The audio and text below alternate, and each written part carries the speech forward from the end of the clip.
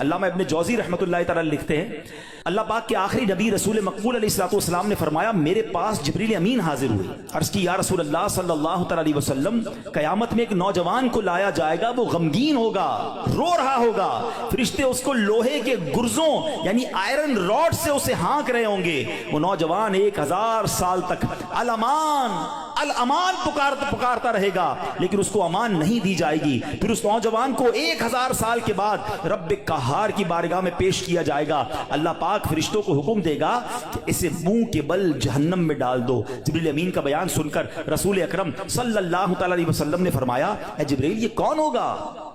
عرض کیا حضور وہ آپ کا ایک امتی ہوگا۔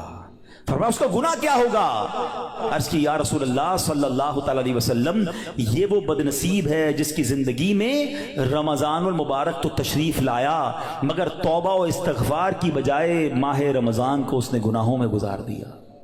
رمضان میں گناہ نہیں کرنے، یہ بات سمجھ لو۔ آج میرے پیارے اسلامی بھائیوں بات بڑی سمجھنے والی ہے۔ مجھے ایک بات بتائیں، کوئی کہیں بھی گناہ کرے، گناہ ہوتا ہے، غلط ہے، مگر کوئی مکہ پاک میں جا کے گناہ کرے، حدود حرم میں جا کے گناہ کرے، ایک گناہ 1,00,000 گناہ کے برابر ہو جاتا ہے، سزا زیادہ ہو جاتی ہے۔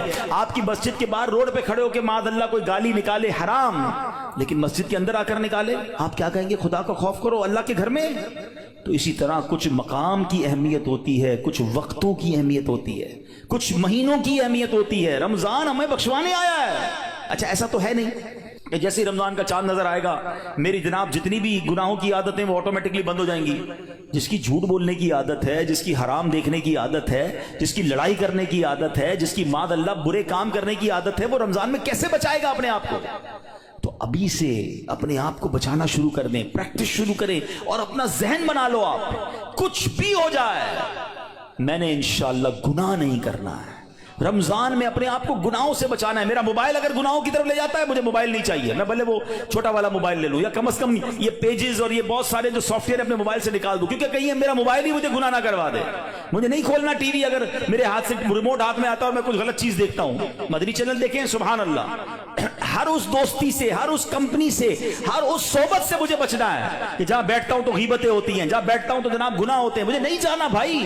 ایک گناہ اور 1 سال کے اعمال برباد، پتہ چلا لوگ رمضان میں نیکیاں کر کے بخشش پا رہے ہوں اور میں اپنی بری عادتوں کی وجہ سے مار کھاؤں۔ یہ بہت سخت عذاب ہے۔ دیکھیں آپ نے سنا نا کہ 1000 سال تک وہ الامان پکارتا رہے گا مگر اس کی پکار نہیں سنی جائے گی۔ خدا را یہ مہینے میں قدر کرنی ہے، یہ مہینہ میری اور آپ کی بخشش کے لیے آیا ہے، یہ ہمارے اعمال نامے کو بہت زیادہ انشاءاللہ امپروو کرنے کے لیے آیا ہے۔ اللہ کرے کہ ہم اس مہینے کے بارے میں سوچیں۔ ایک اور انداز میرے آقا کا کیا تھا، بی بی عائشہ صدیقہ رضی اللہ تعالیٰ عنہا فرماتی ہیں جب رمضان کا مہینہ تشریف لاتا تو پیارے آقا علیہ الصلوۃ والسلام عبادت پر کمر باندھ لیا کرتے ہیں۔ نبی پاک عبادت تو ویسے بھی بڑی فرمایا کرتے تھے مگر رمضان میں اسپیشل میرے آقا علیہ الصلوۃ والسلام اور زیادہ عبادت کرتے، نوافل بڑھا دیتے، ذکر و اذکار بڑھا دیتے، دعائیں بڑھا دیتے۔ تو ہمیں بھی رمضان میں پلان کرنا ہے کہ میں نے انشاءاللہ تلاوت قرآن کرنی ہے، میں نے رمضان میں اتنے نوافل پڑھنے ہیں، میں نے انشاءاللہ اتنے درود پڑھنے ہیں، میں نے آپ فضول کاموں سے بچنے لگ جائیں، آپ کی ویسے ہی ٹائم میں بڑی برکت ہو جانی ہے۔